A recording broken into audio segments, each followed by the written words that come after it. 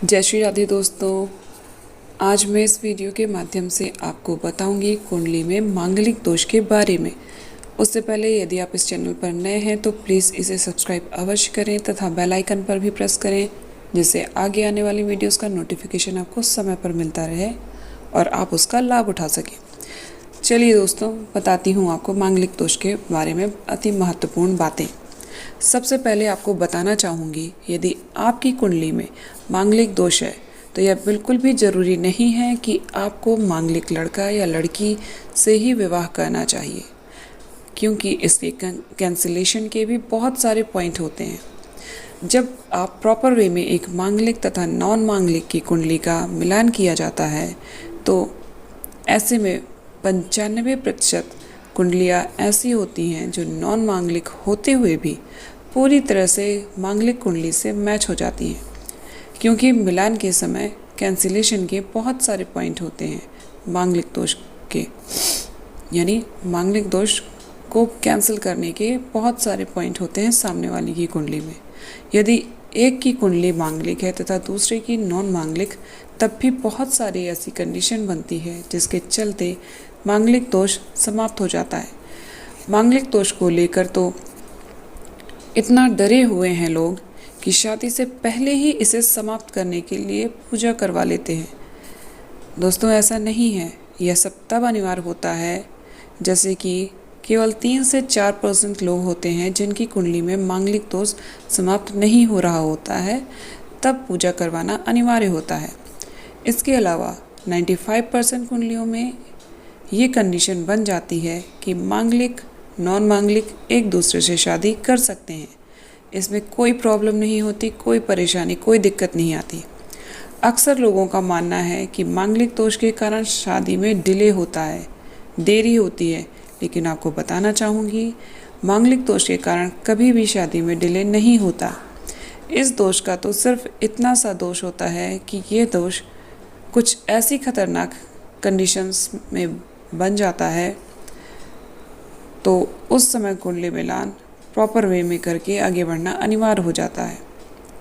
जब कुछ खतरनाक कंडीशन रहती हैं, ग्रह दोष रहते हैं, उस समय अगर मांगलिक दोष बन जाए तब कुंडली बहुत ही प्रॉपर वे में मिलान करके आगे बढ़ना चाहिए। चलिए जानते हैं वे कारण।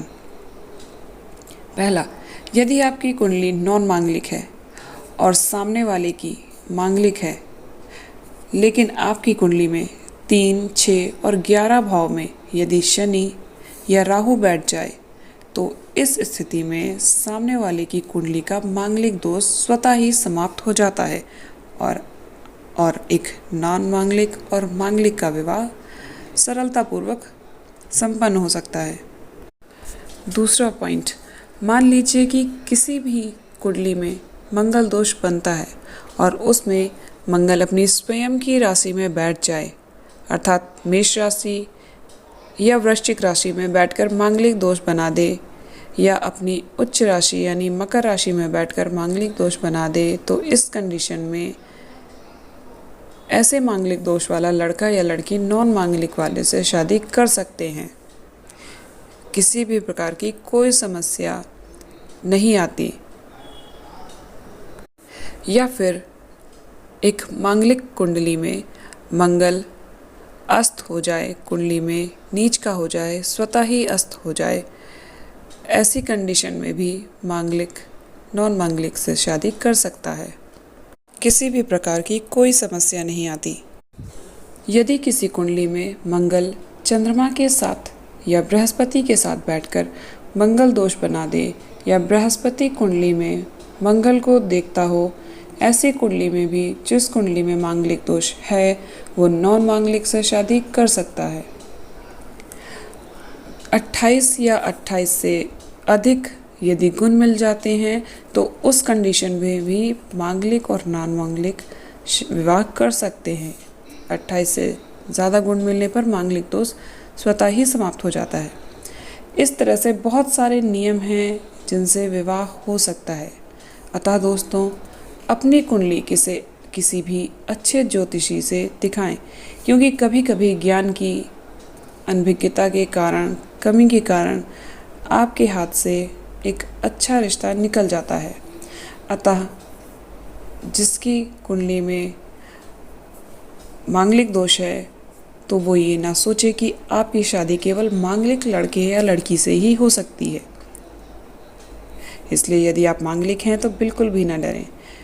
किसी भी नॉन मांगलिक से जिसकी कुंडली में आपके मांगलिक दोष को काट करने का या मैंने जो स्थितियां बताई हैं वो स्थितियां हैं, तो आपके विवाह उससे अवश्य हो सकता है। इसलिए जब भी विवाह के लिए किसी नॉन मांगलिक की कुंडली आए तो एक बार किसी अच्छे ज्योतिषी से उसका मिलान अवश्य कराएं, क्योंकि और उनसे कहें कि वो देखें उसमें अच्छे से कि क्या कोई काट है उसकी कुंडली में आपके मांगलिक दोष को दूर करने के लिए।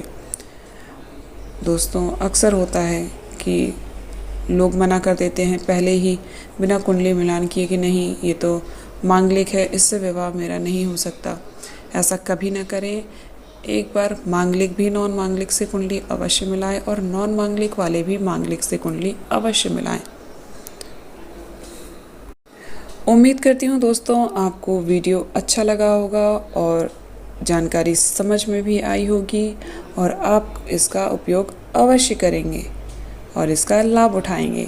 आगे से कोई भी मांगलिक अपने मांगलिक दोष से नहीं डरेगा और एक बार नॉन मांगलिक के साथ अपनी कुंडली अवश्य मैच करेंगे आपसे।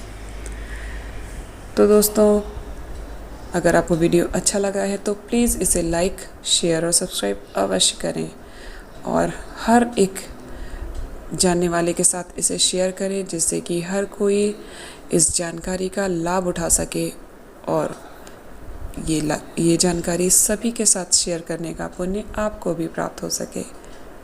जय श्री राधे दोस्तों, हर हर महादेव। मिलते हैं अगले वीडियो में। तब तक के लिए हंसते रहिए, मुस्कुराते रहिए, खुश रहिए।